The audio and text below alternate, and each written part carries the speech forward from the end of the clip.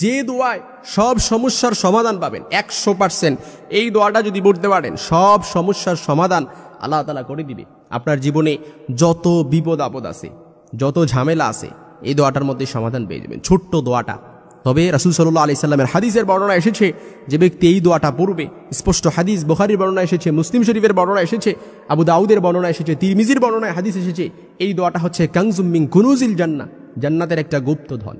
আপনি দুনিয়াতে থাকলেই জান্নাতের মালিক হয়ে যাবেন এই দোয়াটা যদি পড়তে পারেন। এমনকি আল্লাহর হাবিব বলেন, এই দোয়াটা যে ব্যক্তি পড়বে, এই দোয়াটার উপর আমল করবে, তার জীবন থেকে আল্লাহ তাআলা 70টি কষ্ট দূর করে দিবেন। 70টি কষ্ট দূর করে দেবেন। এর মধ্যে সর্বনিম্ন কষ্টই হচ্ছে আপনার দারিদ্রতা দূর করে দেওয়া। দারিদ্রতা দূর করে দেওয়া হবে যদি এই দোয়াটা পড়তে পারেন, এই দোয়াটার উপর আমল করতে পারেন। ছোট্ট দোয়া, সবাই পারি। এই দোয়াটার উপর আমল করে আপনি আল্লাহর কাছে আপনার পেরেশানির কথা বললেন, আপনার বিপদের কথা বললেন, যা কিছু বলার আছে সব কিছু আল্লাহর কাছে শেয়ার করলেন, আর আল্লাহ তাআলা কবুল করে নিল। এই ছোট্ট দোয়াটা আমরা সবাই পারি, কিন্তু ফজিলত জানি না, তাই আমল করি না। এখন যদি আপনার কাছে বলি যে আপনি কি জান, আপনি কতগুলা বলবেন, হুজুর এটা যাই ওইটা যাই, আল্লাহর কাছে কত কিছু চাই।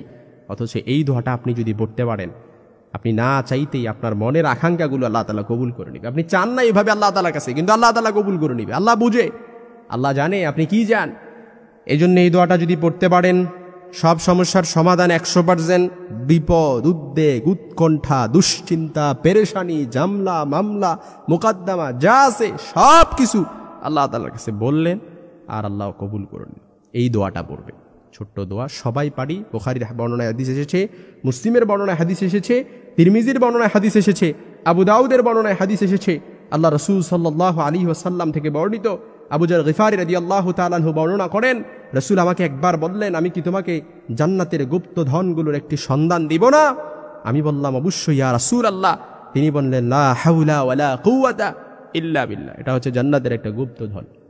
প্রত্যেক দিন যে ব্যক্তি লা হাওলা ওয়ালা কুওয়াতা ইল্লা বিল্লাহ পূর্বে দুনিয়াতেই থাকতে আল্লাহ তাআলা তাকে জান্নাতের গুপ্ত ধনের মালিক বানায় দিবে। সুবহানাল্লাহ বিহামদি। এই জন্য এই দোয়াটা পড়বেন, লা হাওলা ওয়ালা কুওয়াতা ইল্লা বিল্লাহ। এবার বলেন যে কে পারেন না, দেখি একটু হাত তুলে দেখান যে পারি না দোয়াটা। এরকম একজনও থাকবে না, সবাই দোয়াটা পারি, লা হাওলা ওয়ালা কুওয়াতা ইল্লা বিল্লাহ। এই দোয়াটা পড়বেন।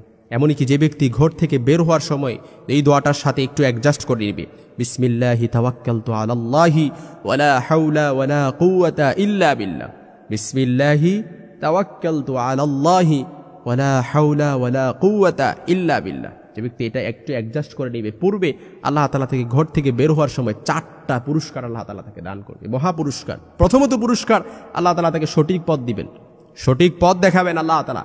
দ্বিতীয় নম্বর পুরস্কার হচ্ছে আল্লাহ তাআলা তার জিম্মা নিয়ে নেবেন, আল্লাহ তাআলা তার জিম্মা নিয়ে নেবেন। 3 নম্বর পুরস্কার যেটা দিবে সেটা হচ্ছে আল্লাহ তাআলা তাকে সমস্ত বিপদ আপদ থেকে আল্লাহ তাআলা তাকে হেফাজত করবেন। এবং চতুর্থ যে পুরস্কারটা দিবে, সে যেই উদ্দেশ্যে বের হয়েছে ওই উদ্দেশ্যে সে কামিয়াব হবে, সফল হতে পারবে, সাকসেসড হতে পারবে। এজন্য এই দোয়াটি পড়বেন।